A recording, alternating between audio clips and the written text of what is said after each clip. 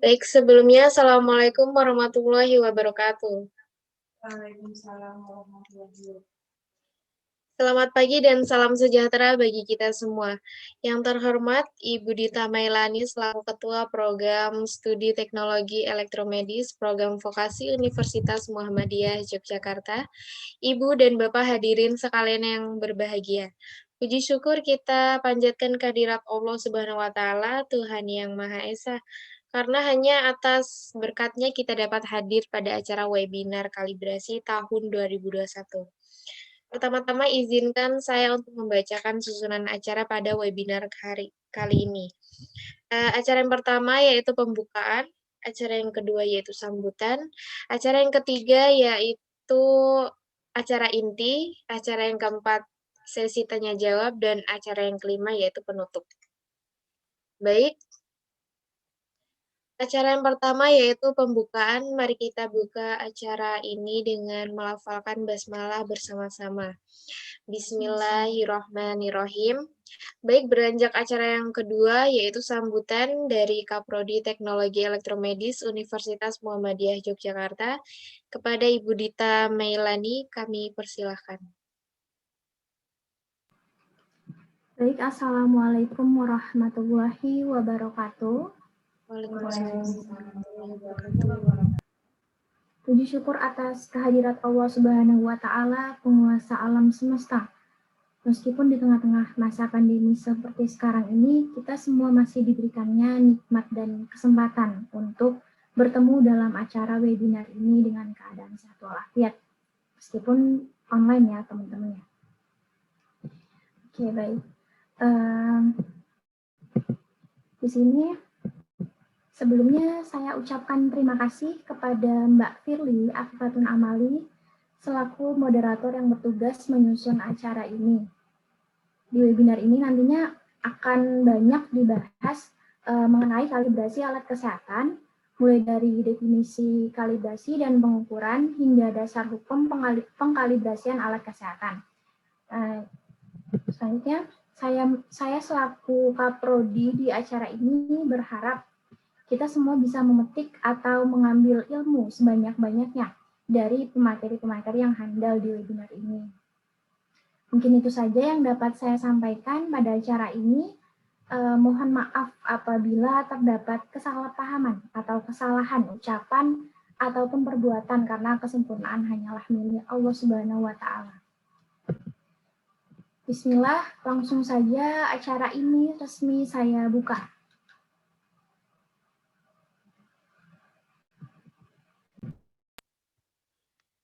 Baik, terima kasih kepada Ibu Dita Mailani yang telah memberikan sambutannya dan yang telah membuka acara webinar ini. Baik, kita beranjak ke acara berikutnya, acara yang sudah ditunggu-tunggu, yaitu acara inti yang berisi tentang beberapa materi yang akan diberikan oleh narasumber terpercaya dan sudah terbukti kesuksesannya. Nah, Ibu dan Bapak yang saya hormati dan teman-teman yang saya banggakan, dalam webinar ini kita akan membahas beberapa materi mengenai kalibrasi. Jadi pada sesi yang pertama ini akan disampaikan oleh Kak Intan Khairunisa Jolanda AMDTEM, selaku Supervisor Kalibrasi, Kualifikasi, dan Validasi LPFK Surakarta. Oke, sebelum saya lanjutkan, izinkan saya menyapa Kak Intan. Apakah sudah masuk room Zoom ini?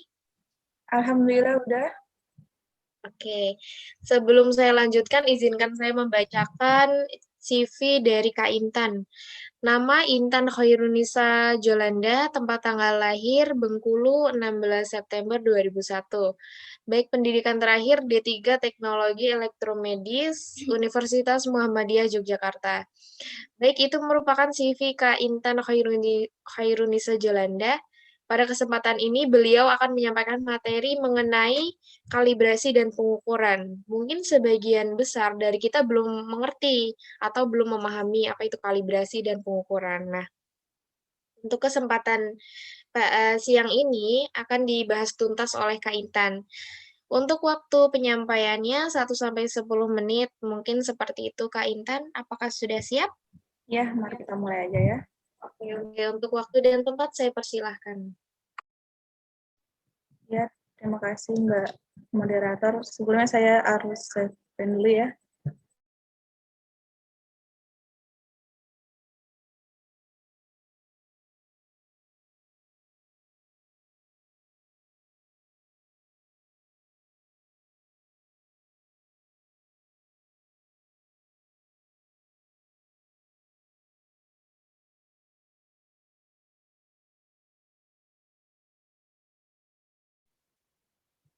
Apa ininya udah kelihatan?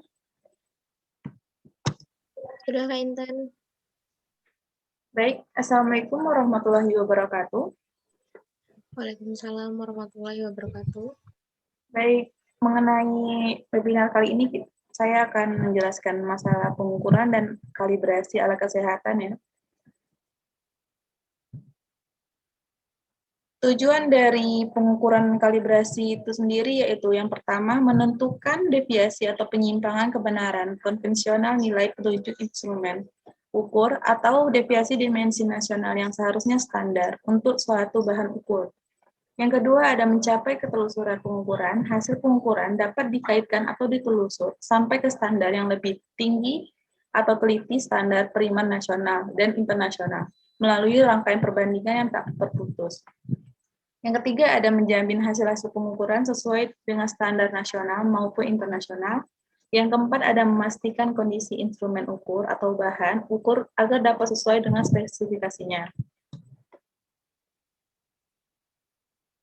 Selanjutnya ada definisi kalibrasi itu sendiri, yaitu kalibrasi adalah suatu kegiatan untuk menentukan kebenaran konvensional nilai petunjuk alat atau instrumen ukur dengan cara membandingkan terhadap standar ukurnya yang selusur yang ke standar nasional atau internasional.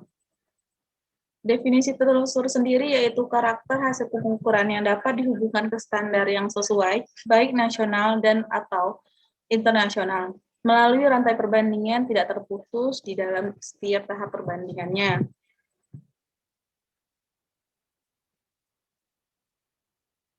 Ini ada bagan segitiga telusur. Ini yang artinya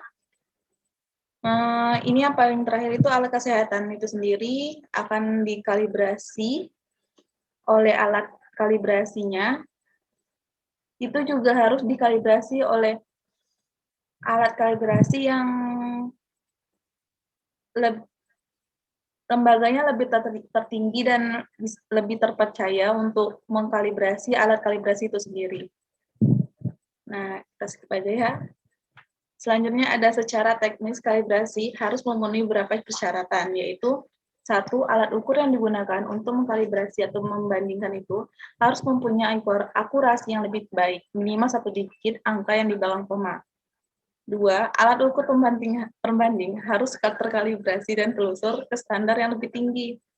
Yang ketiga, ada harus mempunyai metode kalibrasi yang diakui atau tersertifikasi nasional atau internasional. Yang keempat, ada ruang atau tempat kalibrasi harus terkondisi sesuai standar. Yang kelima, ada kalibrasi dilakukan oleh pelaksana yang kompeten. Selanjutnya ada kegiatan kalibrasi yang digunakan untuk menjamin mutu. Kegiatan kalibrasi menghasilkan beberapa iuran, yaitu 1, sertifikat kalibrasi, 2, lembar atau hasil kalibrasi berisi angka koreksi, deviasi ketidakpastian, standar penyimpangan. Yang ketiga ada label dan penandaan. Itu yang warna hijau layak pakai, merah itu tidak layak dipakai. Bisa dilihat itu perbedaannya. Institusi kalibrasi itu ada 2, yaitu institusi kalibrasi internal dan institusi kalibrasi eksternal. Di institusi kalibrasi internal minimal harus mempunyai yang pertama alat kalibrasi yang mampu telusur. 2, mempunyai teknisi kalibrasi yang berkualifikasi atau kompeten. Yang ketiga, mempunyai metode atau prosedur kalibrasi. Yang keempat, ada mempunyai kondisi akomodasi lingkungan yang memadai. Institusi kalibrasi eksternal yaitu laboratorium kalibrasi harus mengikuti persyaratan yang ada di ISO atau IEC 17025 1999 yang kemudian menjadi SNI. Sekarang ini diperbarui menjadi ISO atau IEC 17025 2005. Nah, di sini ada beberapa istilah dalam kalibrasi. Yang pertama yaitu akurasi. Akurasi itu yang artinya kemampuan instrumen ukur yang untuk menunjukkan nilai mendekati nilai standarnya.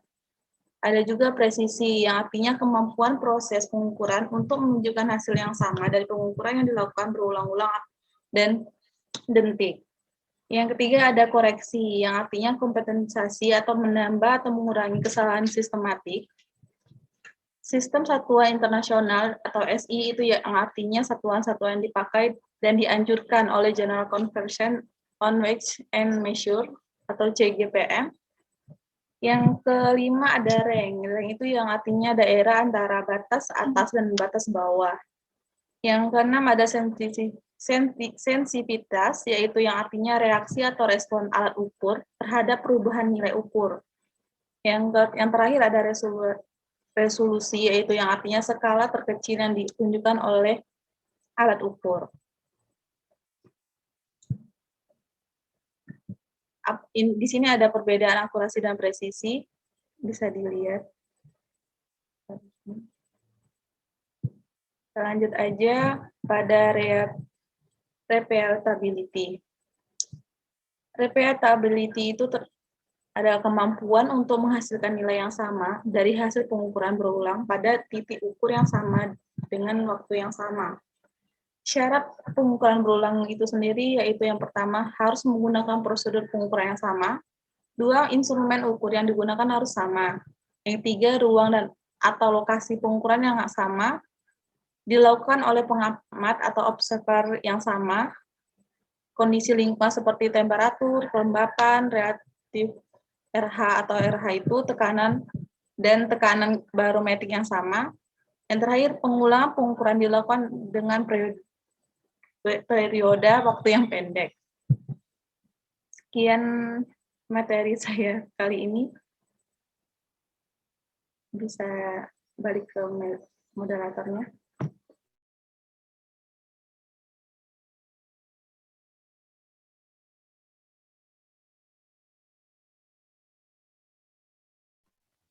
Baik, terima kasih kepada Kak Intan ya atas penyampaian materinya mengenai pengukuran dan kalibrasi. Semoga materi yang disampaikan oleh Kak Intan bermanfaat bagi kita semua. Oke. Baik, sesi yang selanjutnya akan disampaikan juga oleh Ibu Eva Fadila Afifa, ST MSI, selaku Kepala LPFK Surakarta. Nah, sebelumnya saya lanjutkan, izinkan saya menyapa Ibu Eva Fadila, apakah sudah masuk ke room Zoom ini? Sudah, Mbak. Baik. Sebelum saya lanjutkan, izinkan saya membacakan CV dari Ibu Eva. Nama lengkap Ibu Eva Fadila Afifa, tempat tanggal lahir Sleman 28 September tahun 2000 ya Bu. Pendidikan S1 Teknik Elektro Universitas Muhammadiyah Yogyakarta. Kemudian S2 Magister Ilmu Matematika Universitas Gadjah Mada. Baik, itu merupakan CV dari Ibu Eva. Nah, pada kesempatan ini beliau akan menyampaikan materi mengenai dasar hukum kalibrasi alat kesehatan. Mungkin sebagian besar dari kita belum mengetahui dan belum memahami. Ternyata kalibrasi itu juga ada landasan hukum dan dasar hukumnya. Nah, pada kesempatan siang hari ini akan dibahas tuntas oleh Ibu Eva. Waktu penyampaiannya sama, Bu, seperti Kak Intan tadi, 1-10 menit. Mungkin seperti itu. Apakah Ibu sudah siap? Sudah, Mbak. Oke. Untuk waktu dan tempat saya persilahkan. Oke, terima kasih Mbak Firly. Langsung saja kita share screen.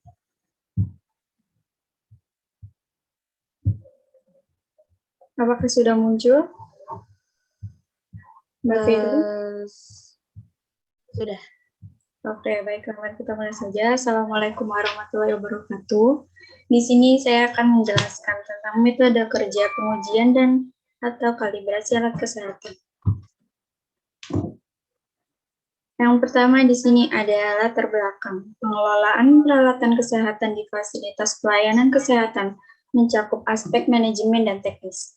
Aspek manajemen meliputi perencanaan, pengadaan instalasi, pengujian, dan penerimaan. Sedangkan aspek teknis merupakan kegiatan lanjutan dari aspek manajemen, meliputi pengoperasian, pelatihan, pemeliharaan, dan penghapusan. Keseluruhan kegiatan ini bermanfaat untuk keselamatan pasien, ketepatan dan efektivitas pembiayaan pelayanan pengujian dan kalibrasi alat kesehatan. Merupakan salah satu faktor penunjang yang penting dalam penyelenggaraan pelayanan kesehatan kepada masyarakat. baik di rumah, sakit, maupun di fasilitas pelayanan kesehatan lainnya. Setiap alat kesehatan yang digunakan di fasilitas pelayanan kesehatan dan fasilitas kesehatan lainnya harus aman, sehingga harus dilakukan uji dan atau kalibrasi secara berkala oleh Balai Pengujian Fasilitas Kesehatan atau institusi pengujian fasilitas kesehatan. Dalam melakukan pengujian dan atau kalibrasi alat kesehatan, Balai Pengujian Fasilitas Kesehatan dan institusi pengujian fasilitas kesehatan harus mengacu kepada metode kerja pengujian dan atau kalibrasi. Berdasarkan hal-hal yang telah diuraikan di atas, maka perlu dilakukan penyusunan metode kerja pengujian dan atau kalibrasi alat kesehatan yang selanjutnya akan digunakan oleh Balai Pengujian Fasilitas Kesehatan dan institusi pengujian fasilitas kesehatan. Selanjutnya ada maksud dan tujuan. Untuk menyamakan metode kerja pengujian atau kalibrasi alat kesehatan yang digunakan oleh Balai Pengujian Fasilitas Kesehatan atau institusi pengujian fasilitas kesehatan dalam melakukan pengujian dan atau kalibrasi alat kesehatan, menentukan nilai batasan parameter pengukuran yang digunakan oleh Balai Pengujian Fasilitas Kesehatan atau institusi pengujian fasilitas kesehatan dalam melakukan pengujian dan atau kalibrasi alat kesehatan. Tujuan dari sistem pengujian dan atau kalibrasi alat kesehatan yaitu agar tercapai kondisi layak pakai untuk menjamin ketelitian, ketepatan, serta keamanan alat kesehatan dalam mendukung pelayanan kesehatan. Selanjutnya ada ketentuan umum. Dalam keputusan ini, yang dimaksud dengan satu, metode kerja adalah prosedur acuan bagi petugas untuk pengambilan data dalam melaksanakan pengujian dan atau kalibrasi. Yang kedua, pengujian adalah keseluruhan tindakan yang meliputi pemeriksaan fisik dan pengukuran untuk membandingkan alat yang diukur dengan standar alat atau untuk menentukan besaran atau kesalahan pengukuran. Yang ketiga ada kalibrasi, adalah kegiatan penerapan untuk menentukan kebenaran nilai penunjukan, nilai ukur atau bahan ukur. Yang selanjutnya, alat kesehatan adalah instrumen aparatus, mesin, perkakas, dan atau implant reagent, in vitro, dan kalibratornya. Perangkat lunak, bahan atau material yang digunakan tunggal atau kombinasi untuk mencegah, mendiagnosis, menyembuhkan, dan meringankan penyakit, merawat orang sakit, memulihkan kesehatan pada manusia, dan atau membentuk struktur dan memperbaiki fungsi tubuh, menghalangi pembuahan, desinfeksi alat kesehatan, dan pengujian in vitro terhadap spesimen dari tubuh manusia, dan dapat mengandung obat yang tidak mencapai kerja utama pada tubuh manusia melalui proses farmakologi, imunologi, atau metabolisme untuk dapat membantu fungsi kinerja yang diinginkan. Yang kelima, alat ukur adalah semua peralatan yang digunakan untuk mengukur dalam pelaksanaan pengujian atau kalibrasi alat kesehatan berupa alat ukur besaran dasar maupun alat ukur besaran turunan. Selanjutnya, yang keenam, kemampuan telusur adalah kemampuan untuk menghubungkan hasil alat-alat ukur tertentu dengan hasil pengukuran pada standar nasional atau secara nasional diterima sebagai sistem pengukuran melalui suatu mata rantai tertentu. Yang ketujuh ada ketelitian atau precision, adalah kemampuan proses pengukuran untuk menunjukkan hasil yang sama dan pengukuran dilakukan secara berulang-ulang. Yang kedelapan ada lulus kalibrasi, adalah kondisi besaran pada alat kesehatan sesuai dengan besaran sebenarnya dan layak dipergunakan dalam pelayanan kesehatan. Yang kesembilan ada lulus uji, adalah kondisi alat kesehatan yang memenuhi spesifikasi dan layak dipergunakan dalam pelayanan kesehatan. Yang ke-10 ada fasilitas pelayanan kesehatan, adalah suatu alat atau tempat yang digunakan untuk menyelenggarakan upaya kesehatan, baik promotif, preventif, kuratif, maupun rehabilitatif, yang dilakukan oleh pemerintah daerah atau masyarakat. Balai Pengujian Fasilitas Kesehatan adalah unit pelaksana teknis Kementerian Kesehatan atau unit pelaksana teknis daerah yang melaksanakan tugas teknik operasional di bidang pengujian dan kalibrasi prasarana dan alat kesehatan. Selanjutnya yang ke-12 ada institusi pengujian fasilitas kesehatan, yaitu sarana yang mempunyai tugas dan fungsi untuk melakukan pengujian dan kalibrasi alat kesehatan. Yang ke-13 ada hasil pengujian dan kalibrasi, yaitu pernyataan tertulis yang menerangkan bahwa alat kesehatan tersebut layak pakai atau tidak layak pakai berdasarkan hasil pengujian dan kalibrasi. Selanjutnya ada sertifikat, adalah jaminan tertulis atau tercetak yang diberikan atau dikeluarkan oleh lembaga laboratorium institusi pengujian dan kalibrasi yang telah terakreditasi untuk menyatakan kelayakan pengujian dan kalibrasi. Yang ke-15, ada label, adalah segala bentuk tulisan dan atau gambar yang dicetak dan ditempelkan pada alat kesehatan untuk memberikan keterangan layak atau tidak layak. Selanjutnya ada uji kesesuaian pesawat Sinar X, radiologi diagnostik dan intervensional yang selanjutnya disebut uji kesesuaian pesawat Sinar X. Adalah uji untuk memastikan pesawat Sinar X dalam kondisi andal, baik untuk kegiatan radiologi diagnostik maupun intervensional dengan memenuhi peraturan perundang-undangan. Yang ke-17 ada Direktur Jenderal, adalah Direktur Jenderal Pelayanan Kesehatan. Selanjutnya ada sanksi. Dalam melakukan pengujian dan atau kalibrasi alat kesehatan, tidak memenuhi kewajiban prosedur, tetap, atau metode kerja, dapat dikenakan sanksi berupa teguran lisan, teguran tertulis, penghentian kegiatan, pencabutan izin, sanksi lain sesuai peraturan perundang-undangan apabila 1. Menggunakan alat ukur atau besaran standar yang tidak terkalibrasi. 2. Melakukan pengujian atau kalibrasi tidak sesuai prosedur tetap. 3. Melakukan pengujian atau kalibrasi oleh tenaga yang tidak kompeten. 4. Mengeluarkan sertifikat pengujian atau kalibrasi secara tidak benar. Kelima, mengeluarkan tanda layak pakai dengan cara tidak benar. Sekian penyampaian materi dari saya kembalikan kepada moderator.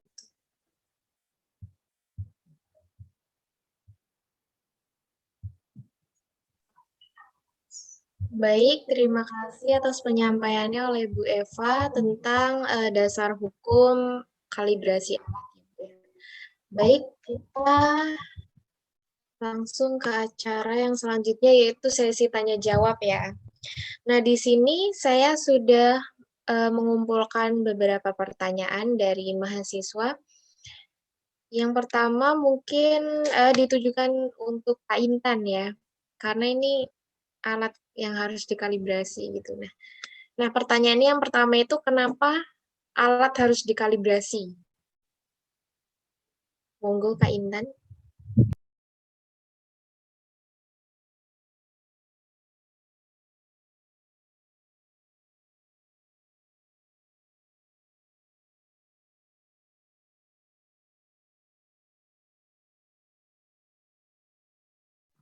Baik. Alat kalibrasi itu sendiri, kenapa harus dikalibrasi ya? Karena alat atau bahan ukur dapat mengalami perubahan pembacaan atau pengukuran oleh beberapa faktor. Salah satunya yaitu frekuensi pemakaiannya, sifat dari alat ukur dan bahan ukur, pemeliharaan yang kurang baik, transportasi atau mutasi, akibat perbaikan, dan terakhir bisa jadi human error. Jadi itu penting ya Kak ya, untuk alat itu harus dikalibrasi ya Kak? Ya, baik. Ya karena mungkin karena alat itu kan rutin dipakai kayak gitu, jadi harus dikalibrasi kan biar alatnya itu pasti nanti ada suatu saat di mana alat itu udah nggak akurat lagi dipakai seperti itu. Oke, untuk pertanyaan selanjutnya, ini berapa kali alat harus dikalibrasi Kak Intan?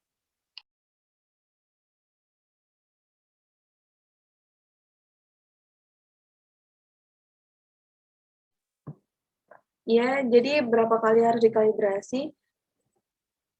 Periode kalibrasi suatu alat tergantung dari beberapa hal, yaitu yang pertama karakteristiknya.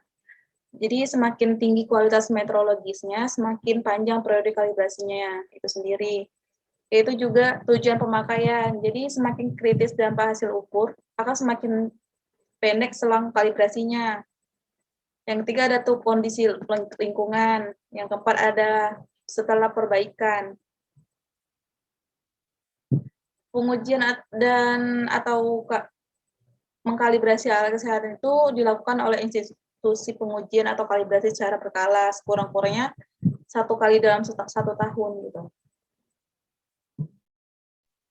Oh, seperti itu, Kak. Jadi, tergantung juga ya, nggak semua alat tuh sama waktu kalibrasinya ya, Kak, ya?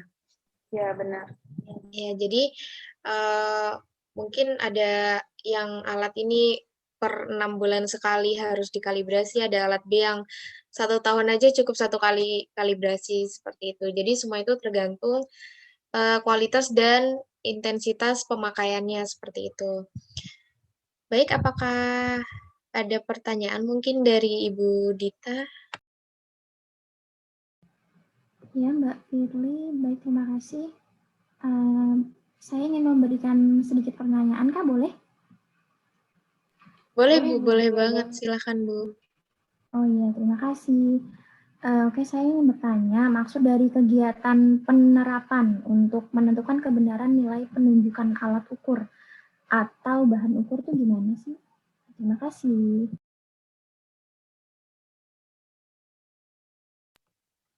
Oke, mungkin itu lebih, mungkin bisa dijawab oleh Ibu Eva Fadila. Oke, baik. Di sini akan saya jawab. Jadi, kalibrasi itu adalah kegiatan penerapan untuk menentukan kebenaran nilai penunjukan alat ukur atau bahan ukur. Nah, maksudnya itu kita membandingkan alat kesehatan tersebut dengan alat ukur yang sesuai. Misalkan kita membandingkan putaran sentrifuge menggunakan tachometer. Jadi kita misal setting putaran sentrifuge 1500 rpm. Nah, kita buktikan dengan tachometer itu apakah benar putarannya 1500 lebih ataupun kurang. Gitu kurang lebihnya. Terima kasih. Baik, seperti itu. Jadi, mungkin lebih kayak tahu penyimpangannya atau mungkin kalau misalkan ada selisih antara putaran yang 1.500 tadi dengan yang ditaco tadi, mungkin kalau misalkan nanti ada selisih, dia selisihnya masih masuk dalam ring, toleransi atau tidak, seperti itu ya, Bu Eva? Iya, benar Mbak Firly. Apakah cukup Ibu Dita? Iya, baik, terima kasih Mbak Eva sudah menjawab. Sudah cukup Mbak Firly. Baik. Nah, ini ada satu lagi pertanyaan terakhir dari mahasiswa elektromedis UMY. Jadi maksud dari, mungkin ini lebih ke yang dasar hukum tadi ya Bu Eva. Maksud dari poin keempat yang alatnya tuh yang seperti apa Bu Eva? Oke, baik. Yang dimaksud dari alat kesehatannya itu yaitu seperti untuk mencegah mendiagnosis, misalnya kayak dental unit, ECG, menyembuhkan itu seperti alat-alat terapi, SWD atau MWD, infrared, seperti itu. Jadi alat kesehatan itu nggak cuma alat yang ada di rumah sakit saja ya Bu ya? Iya Mbak, benar. Jadi mungkin beberapa alat alat laboratorium juga mungkin juga termasuk di dalam situ. Baik. Baik hadirin yang saya hormati, akhirnya sampailah kita di penghujung acara webinar Teknik Elektromedis ini. Oke, kami ucapkan terima kasih atas kehadiran dan partisipannya, Ibu dan Bapak serta saudara sehingga acara ini dapat berlangsung dengan baik. Semoga materi yang disampaikan oleh para narasumber bermanfaat bagi kita semua. Saya selaku moderator memohon maaf apabila ada kesalahan. Wassalamualaikum warahmatullahi wabarakatuh. Waalaikumsalam warahmatullahi wabarakatuh.